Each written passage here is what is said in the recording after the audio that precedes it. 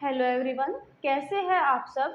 I hope ठीक होंगे और अपने एग्जाम की तैयारी बहुत अच्छे से कर रहे होंगे।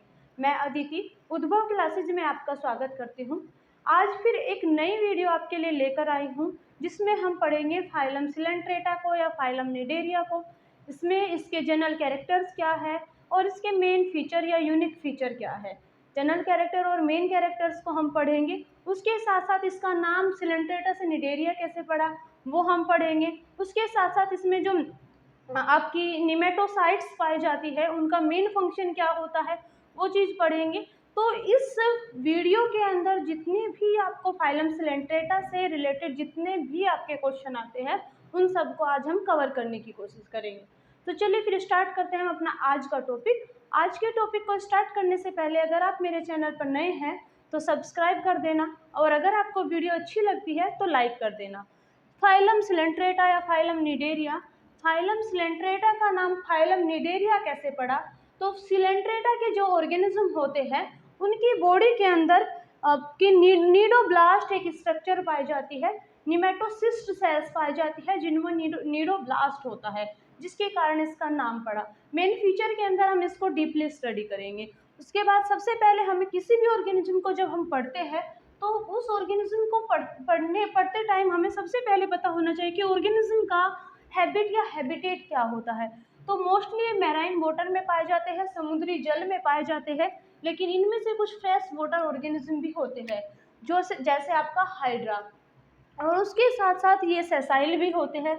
सेसाइल मीन्स क्या होता है, एक जगह जमे हुए। मान लीजिए कोई लकड़ी का लट्ठा है तो इस पे ऐसे जमे हुए या एक ही जगह रुके हुए, और उसके साथ साथ ये फ्री स्विमिंग करते हुए पाए जाते हैं, पानी में तैरते हुए भी पाए जाते हैं। उसके बाद एक्सोस्केलेटन की बात करें तो इसमें एक्सोस्केलेटन पाया जाता है, एंडोस्केलेटन नहीं पाया जाता। पोरीफेरा में हमने पढ़ा था कि पोरीफेरा में एंडोस्केलेटन पाया जाता है। अगर आपने पोरीफेरा की वीडियो नहीं देखी है, फाइलम पोरीफेरा के जनरल कैरेक्टर और मेन कैरेक्टर की वीडियो मैंने अपने चैनल पर अपलोड कर रखी है, तो आप लोग उसको पहले देख सकते हैं। फिर बात करते हैं कि जो एक्सोस्केलेटन है, एक्सोस्केलेटन जो आपका है वो कैल्शियम कार्बोनेट का बना होता है, और इनमें कोरल रीफ जैसे इनकी डेड सेल मतलब मर जाते हैं, मरने के बाद डेथ के बाद ये इतनी भारी मात्रा में समुद्र में जम जाते हैं कि कितने हजारों सैकड़ों हजारों साल बाद वहाँ पे कोरल, जिसको हम मूंगा रीफ बोलते हैं, तो जो कोरल रीफ है वो इन्हीं का एग्जाम्पल है। इन्हीं के कारण कोरल रीफ की परजेंस हुई थी। उसके बाद बात करते हैं डाइजेस्टिव सिस्टम की। तो डाइजेस्टिव सिस्टम इसमें इनकम्प्लीट होता है। कंप्लीट डाइजेस्टिव सिस्टम कौन सा होता है? जिसमें आपके दो पोर पाए जाते हैं, एक एनस और एक आपका माउथ। माउथ और एनस जो दो पोर पाए जाते हैं वो आपका कंप्लीट होता है, लेकिन यहाँ पर केवल एक पोर पाया जाता है, माउथ। माउथ कहाँ पर लोकेटेड होता है? हाइपोस्टोम पर। और ये क्या करता है, और उसके साथ साथ ये क्या करता है, गैस्ट्रोवेस्कुलर कैविटी को लीड करता है। इट मीन्स क्या है कि जैसे इसमें केवल एक पोर पाया जाता है। ये भोजन तो माउथ की हेल्प से लेता है, लेकिन जो इसका एक्सक्रीशन का प्रोसेस है वो बॉडी सरफेस से होगा। एक्सक्रीशन के लिए इसमें कोई पोर नहीं पाया जाता, सिर्फ गैस्ट्रोवेस्कुलर कैविटी पाई जाती है। उसके बाद बात करते हैं, और इसका जो डाइजेशन होगा वो इंट्रा और एक्स्ट्रा दोनों टाइप का होगा, एक्स्ट्रा सेलुलर और इंट्रा सेलुलर। बात करते हैं रेस्पिरेशन की। तो रेस्पिरेशन इसका बॉडी वॉल से होगा और सर्कुलेशन इसका वाटर की हेल्प से होगा। एक्सक्रीशन हमने पढ़ा ही है कि एक्सक्रीशन बॉडी सरफेस से होगा। यहाँ आप लोग एक चीज़ ध्यान देना कि जो एक्सक्रीशन और सर्कुलेशन है वो एक्सक्रीशन और सर्कुलेशन दोनों डिफ्यूजन के प्रोसेस से होते हैं। यहाँ आप लोगों से बार बार ये क्वेश्चन पूछा जा सकता है कि एक्सक्रीशन और आपका सर्कुलेशन किस प्रोसेस से होगा, तो वो होगा आपका डिफ्यूजन के प्रोसेस से। डिफ्यूजन क्या होता है? डिफ्यूजन एक प्रोसेस होता है जिसमें वाटर हाई कंसंट्रेशन से लो कंसंट्रेशन की तरफ को फ्लो करता है। नेक्स्ट आपका आता है नर्वस सिस्टम। तो अब तक आपने देखा था कि फाइलम पोरीफेरा में कोई भी नर्वस सिस्टम नहीं था, लेकिन यहाँ पे आपका फाइलम सिलेंट्रेटा तक आते आते यहाँ न्यूरॉन अपीयर हो जाती है। फिर बात करते हैं एसेक्सुअल रिप्रोडक्शन की। तो एसेक्सुअल रिप्रोडक्शन बर्डिंग की हेल्प से होता है। बर्डिंग क्या होता है कि किसी भी ऑर्गेनिज्म में एक बर्ड, जैसे हाइड्रा एक बेस्ट एग्जांपल है आपका हाइड्रा, मान लीजिए ये हाइड्रा है आपका। तो हाइड्रा में क्या होता है कि हाइड्रा में ऐसा बर्ड लाइक स्ट्रक्चर निकल जाती है, छोटी सी बर्ड लाइक स्ट्रक्चर निकल जाती है और धीरे धीरे ये ग्रो करती है और ग्रो करने के बाद यहाँ से ये रिमूव हो जाती है और रिमूव करके एक नए ऑर्गेनिज्म को जन्म देती है। तो ये होता है आपका बर्डिंग का प्रोसेस। फिर सेक्सुअल रिप्रोडक्शन भी इसमें प्रेजेंट होता है, क्योंकि ये दोनों ही टाइप के ऑर्गेनिज्म होते हैं, मोनोसियस और डायोसियस, दोनों तरह के ऑर्गेनिज्म होते हैं। इसमें ऐसे भी ऑर्गेनिज्म पाए जाते हैं जिसमें मेल और फीमेल रिप्रोडक्टिव बॉडी एक ही ऑर्गेनिज्म के अंदर होगी, और कुछ ऑर्गेनिज्म ऐसे भी पाएंगे जिसमें मेल ऑर्गेनिज्म अलग होंगे और फीमेल ऑर्गेनिज्म अलग होंगे। उसके बाद बात करते हैं फर्टिलाइजेशन की। तो फर्टिलाइजेशन यहाँ पे एक्सटर्नल होगा, बॉडी के बाहर फर्टिलाइजेशन होगा।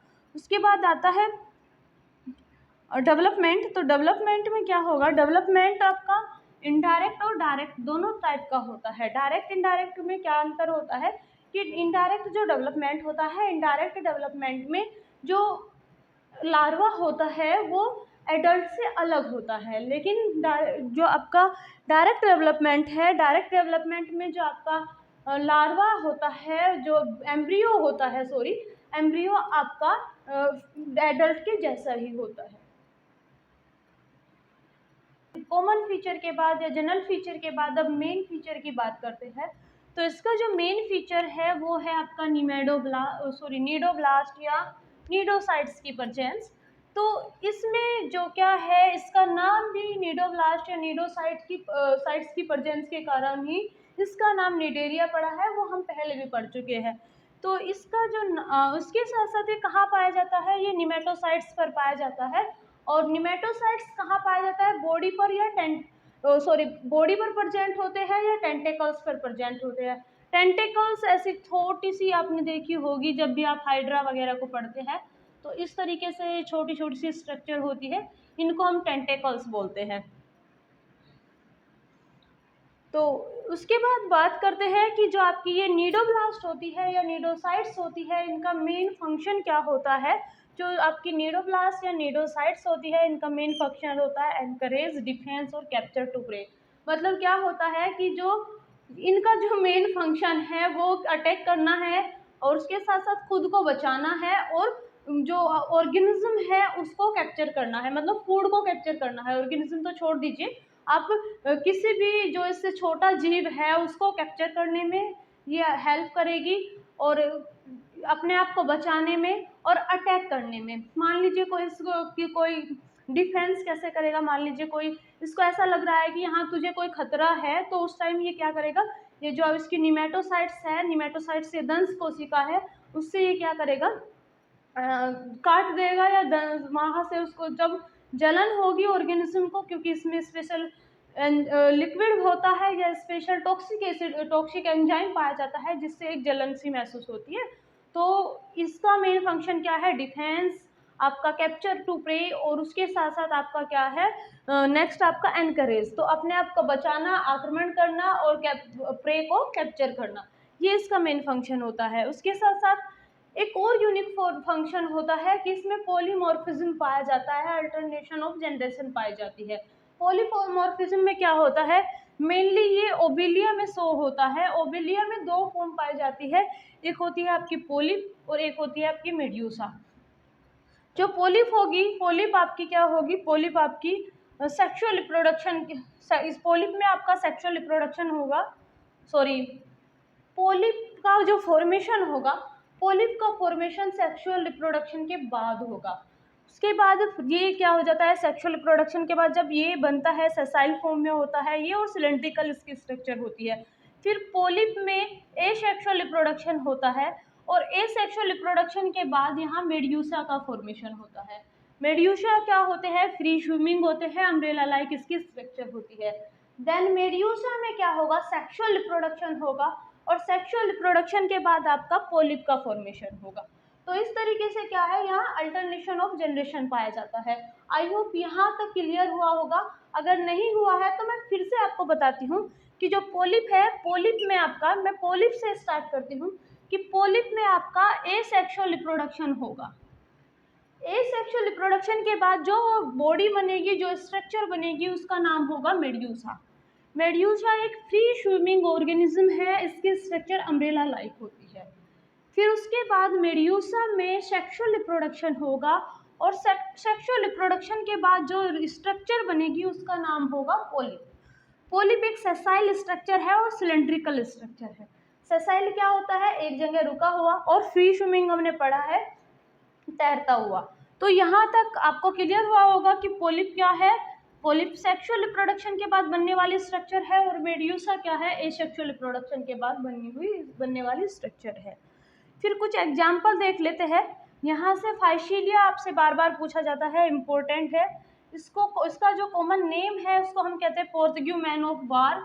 ये आपसे बार बार ये पूछा जाता है कि किसको कहा जाता है। फिर आपका पेनेटुला, पेनेटुला को हम सी पेन कहते हैं और गोर्गोनिया को हम सी फैन कहते हैं। मैंडेरिन को हम क्या कहते हैं? ब्रेन कोरल कहते हैं।